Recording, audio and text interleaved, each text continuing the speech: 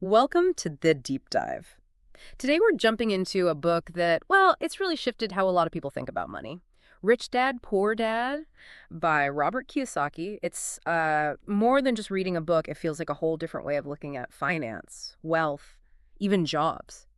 And the hook right at the start is pretty powerful. Kiyosaki talks about having these two father figures in his life. He puts it like this. My life had two fathers, one educated but poor, the other uneducated but rich. Both taught me the same thing but in their own ways, and this difference changed my life. Instantly, you're going to hear some maybe unconventional ideas. Oh, absolutely. And he sets up that contrast immediately. Hmm. You got the poor dad view, the traditional route, study hard, get good grades, find a secure job, that whole study, get a good job, life will be made mantra we all kind of heard growing up. Very familiar. And then there's the rich dad perspective, which is all about financial freedom, like learn how to make money, not just work for money. It's a fundamental split in philosophy, really. It really is.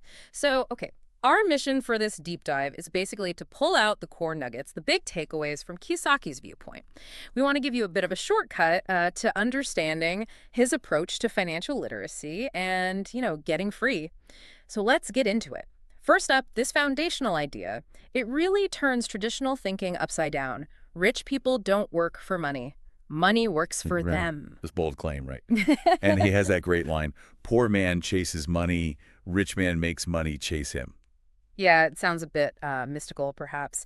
But what he's really getting at is shifting away from just trading your time for a wage. It's about building systems or acquiring things that generate income for you, whether you're clocked in or not. Yeah. Most people are kind of stuck on that hamster wheel, right? Paycheck to paycheck. Kiyosaki says the rich focus on investing in assets, things like property, stocks, maybe starting a business, stuff that puts money into their pockets. Right. Passively. Exactly. It's about using money to make more money, essentially.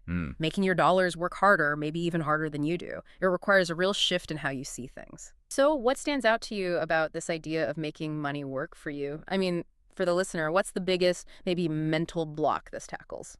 Well, I think it's that deep-seated belief, the go to school, get a safe job programming. We're so conditioned to think that working for someone is the only way. Yeah. The idea of passive income or building something yourself, it can feel out of reach. Yeah. Or just for other people. Yeah, like it's not for us. Right. Kiyosaki tries to break that down. He frames it as a skill you can learn, a different mindset, moving from just being an employee to thinking like an owner, an investor. Which leads us perfectly into his next big point, and this one definitely ruffles some feathers. Financial education is more important than a degree, and he puts it bluntly. School prepares us for employment, not for life. Oof. Yeah, that hits hard, doesn't it? It What really the- makes you question what traditional education is for. Kiyosaki's point isn't necessarily anti-school, I think, but it's that schools often miss teaching us how money actually functions in the real world. A practical stuff. Exactly. His financial education isn't about complex theories, it's the basics. Understanding income, expenses, what an asset really is, what a liability really is. It's learning the language of money.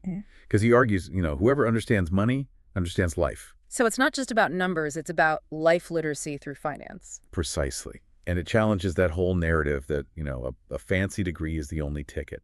It highlights this need for ongoing self-directed learning about finance. Okay, so if money should work for you, and financial education is the key, what do you actually do with your money? This brings us to maybe the most practical but often misunderstood concept.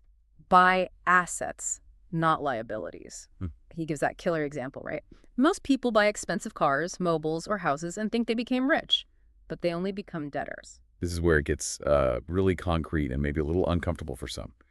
Kiyosaki draws a very sharp line. An asset puts money in your pocket, period. Like a rental property bringing in rent? Exactly. Or stocks paying dividends, or a side business generating profit. A liability, on the other hand, takes money out of your pocket. Like the car payment. Right. Or credit card debt, personal loans.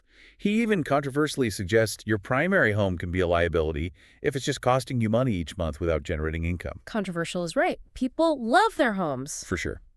But his point is about the cash flow. Too many people, maybe driven by wanting to look successful,